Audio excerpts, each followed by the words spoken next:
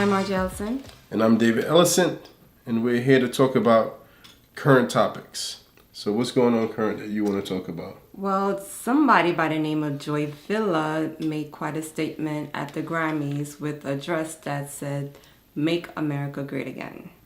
And it seems like she's a Trump supporter. The first thing that came to my mind was, as a black woman from black ancestry, when was America ever great for her and her lineage? But when I thought about it a little bit more, I said, you know what, perhaps I'm not going to dive too far into it because I don't even know who Joy Villa is. So it would be a perfect time for her to make a statement at the Grammys where all the cameras are around. And what better way to do it than to make a statement about Trump? So she did a great job. So basically, Joy Villa, for two previous years, she was nominated or she won Worst Dressed Person at the Grammys. So this year, and think about it, if she's doing it to gain attention. This is her shtick, to gain attention. So she did two previous publicity stunts to gain attention. Maybe she wanted to go a little bit further. She's an artist who probably, as my wife just said, she didn't know her. I didn't know much about her. So she's an artist trying to get some notoriety, but she's doing it with the dress, the flamboyant dress saying "Make America Great Again." So if she's, some people are looking and say, hey, that was a very, ingenuitive marketing ploy. Yeah. So I'm not mad at Joy Villa. She's trying to use Trump to gain some notoriety. What they say, good press is better than no press or something like that. There's no such thing as bad press. There's no such thing as bad press. When you think of Trump, when anybody says Trump, sirens starts to ring. So if she wanted to ring bells around her name, she did just that. Hopefully for her, she can actually gain some record sales out of it. But, it's an idea, Instead of just getting mad at Trump, she want to use him. And hopefully she got some good music to back up. Hopefully she has an album out. This is one of the things I said. Well, I hope she has an album out with all this going on. Because if she doesn't have it seemed like her fan base isn't as big as she would like it to be, and hopefully for her it doesn't backfire on her. So that's Joy Villa, right? Yep. So who else you have on your calendar list? Did you want to speak about Maxwell? It's up to you. You want to do about Maxwell or your other guy? Who's my other guy? Scottie Pippen. Which one you want to talk about? Well, so while we're talking about trending topics, I noticed Scottie Pippen has been trending. Him and his wife Larissa are back together, and to celebrate this communion, he gifted her a 14-karat ring. Hold on 1 second. Can you go? I don't know much about the history, so give me a quick rundown, real quick. Okay, well, I'm ashamed to admit that I do go on the blogs every now and then. So the blogs have been telling me that she and Future were a thing for a short period of time. She was seen at his Miami beach house wearing a bikini. She's been seen with him at different venues supporting him. And basically... Pippen wife, Larissa. All right. Scottie.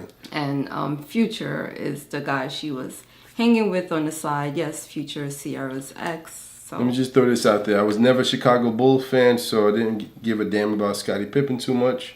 So maybe that's the reason why this whole events and stuff went over my head.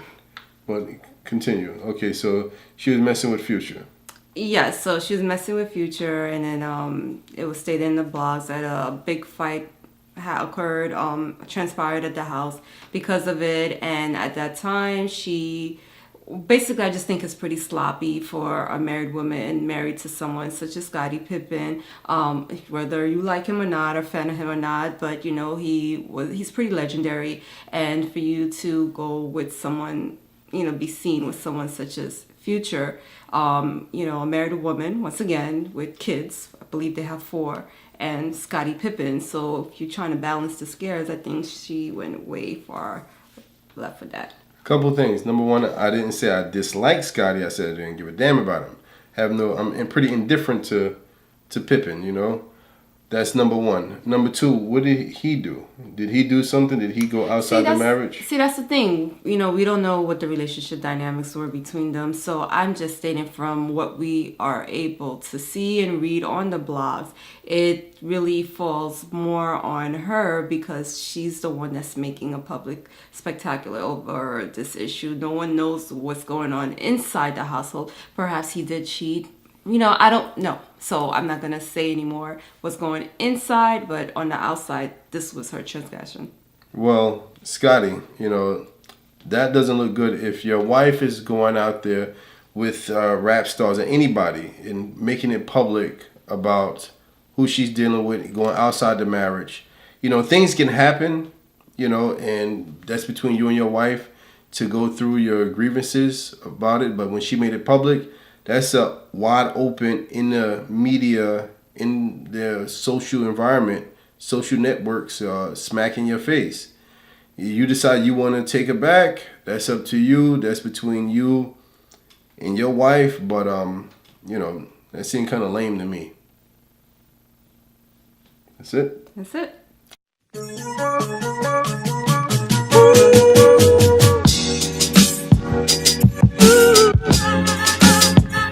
Come on.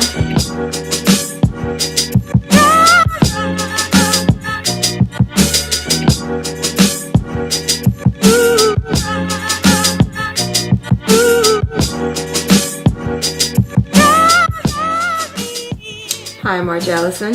And I'm David Ellison. And today we're going to be talking about the swirling phenomenon. Okay, so what's your take on it? Well, I don't particularly agree with it because as a black woman, I know I love and desire a black man, and I would like to see more beautiful black children in this earth being raised with the proper foundation and structure. So therefore, swirling, I don't know, what does it add to that, those ideals that I have. So you have a problem with people dating outside their race? Is that what you're saying? No, I just don't have a preference for it myself. So it's your particular, for you, that's something that you wouldn't want. But for other people, do you go against it or?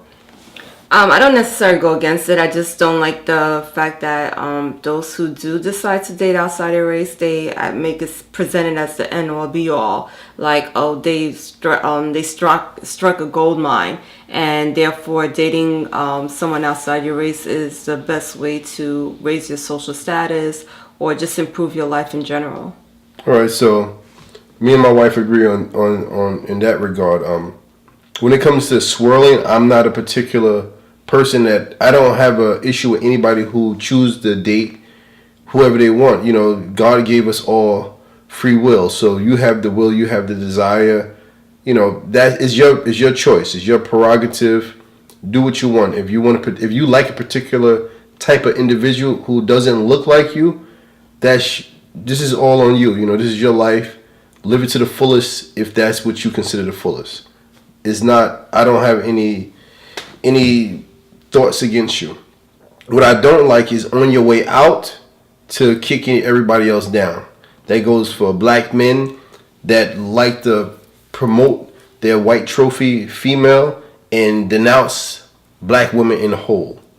You know, and likewise when it comes to black women who likes to hold up her champion and her trophy husband, the white husband, and knock every other black man as she go on about her business.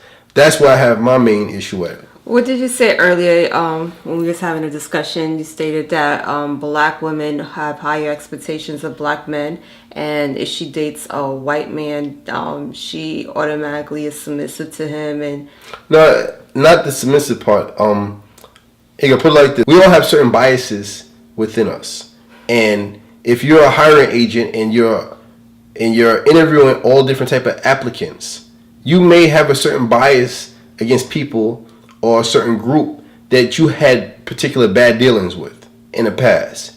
You may not want to. You could look at everybody's resumes, but if you had a particular bad dealings with a particular set of individuals or a particular set of people from a certain neighborhood, if you're a hiring person, now you're given this type of power, and your biasness is going to portray and come out in the way that you hire. We all have biases within us, and if black women traditionally have been given the raw end of the stick, been dealt bad by a lot of black men in the past, she may have a certain negative biasness against black men. It's just is what it is. So a white man may have a clean slate, where a black man is gonna have to go through the oppressions that maybe her father had with her mother, and maybe her girlfriend had with her boyfriend, and all throughout her school years.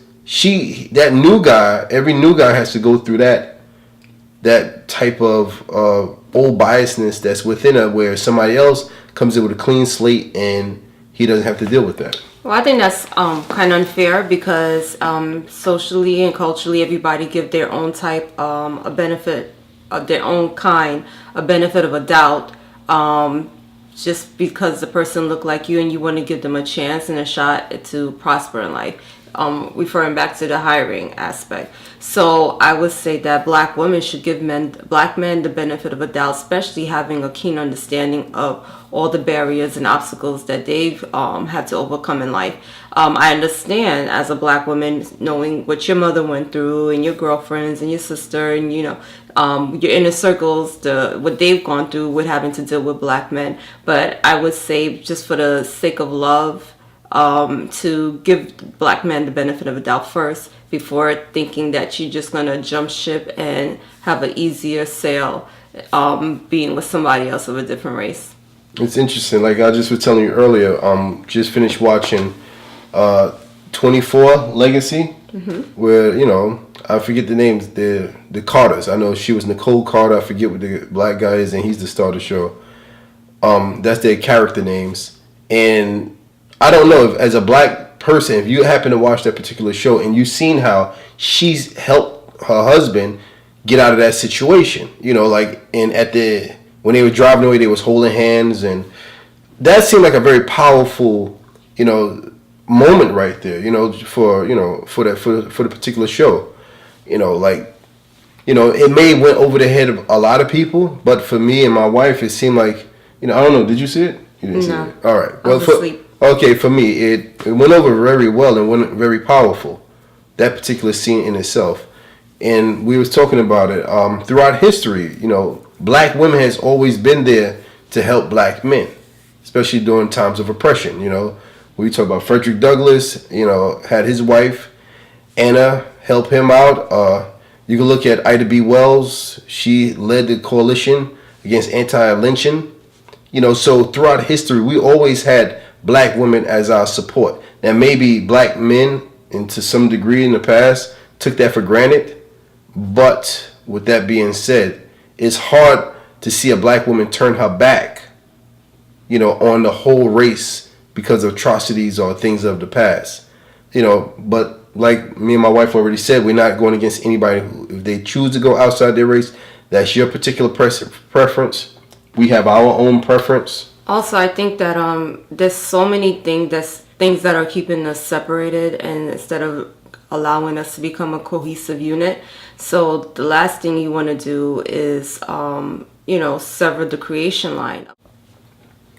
Well, either way, that's our take on swirling. This is RJ Ellison. RJ, and this is David Ellison Jr., and we're signing out. Thank you, douchebag, for being a perfect example. How y'all doing out there? This is the first segment of something we're going to call Perfect Example. Basically, I'm going to talk about some things that I talked about in the past and give y'all a perfect example. The first inductee into a perfect example is Mr. George Lopez. Thank you for being my perfect example. Let me throw in another one. George Lopez and his fans. Now, what happened recently in Phoenix, Arizona, George Lopez had a show where he was making some crude jokes, and one of the fans got into it. So let's go into it. George Lopez said there are only 2 rules in the Latino family. Don't marry somebody black, and don't park in front of my house. All right? Then, I guess he got into it with one of the women in the audience. She stood up, allegedly put 2 middle fingers up, said, "I'm Mexican and black." His response to this, now think about it. George Lopez sees somebody, she says she's Mexican and black. He see a melanated woman standing up, raising her hands and being vocal. Him seeing this black woman, his response was, sit your fucking ass down, sit your fucking ass down, I'm talking bitch. Now, that's one aspect right there. Now, the response from, I'm not sure if it was these quotes were from the woman or it was a friend that she was with as well. They basically said, or I guess as he said, she's not offended at the racist comments. She was more offended after the fact when he kept going on and on. Now, like I said before, he saw a black woman being vocal. He's in Phoenix, Arizona. I guess the demographics there is not predominantly black. He felt comfortable telling this black woman, sit your fucking ass down. Sit your fucking ass down, I'm talking bitch. After saying some crude jokes about black people. Now, when y'all black people want to jump up there and talk about, hey, Trump is building up a wall. He want to build up this wall. Think about this. Mexico is a big country. They can defend themselves. Mexicans are strong people. They can defend themselves. They're not concerned. They'll fight Trump. They got their own powers that be that will stand up for them. Now, when it comes to George Lopez and those fans making crude statements about black people, didn't seem to bother them. Didn't seem to offend them at all. So what I'm saying to you black people, I'm going to take a note out of the book of Mr. George Lopez. Now, black people, sit your fucking ass down. When there's time to stand up there, when you're called into action to stand up for the Mexicans or whatever the case may be, these other minorities, sit your fucking ass down. It's not your time. What a lot of black people do, they're going to say, oh, it's a joke. He's making jokes. He was not joking when he got upset with the woman when he said, sit your fucking ass down. I'm talking bitch. Think about that. Thank you, Mr. George Lopez and the fans for being perfect examples. Hi everyone, I'm Marge Allison, and I would like to first start off by thanking you for your viewership. And I would also like to invite you to join us at www.urbanelect.com. There you could watch our video, you could view our written blogs, and you could post your own. So join us at www.urbanelect.com, submit your videos, submit your blog posting, and be part of the community.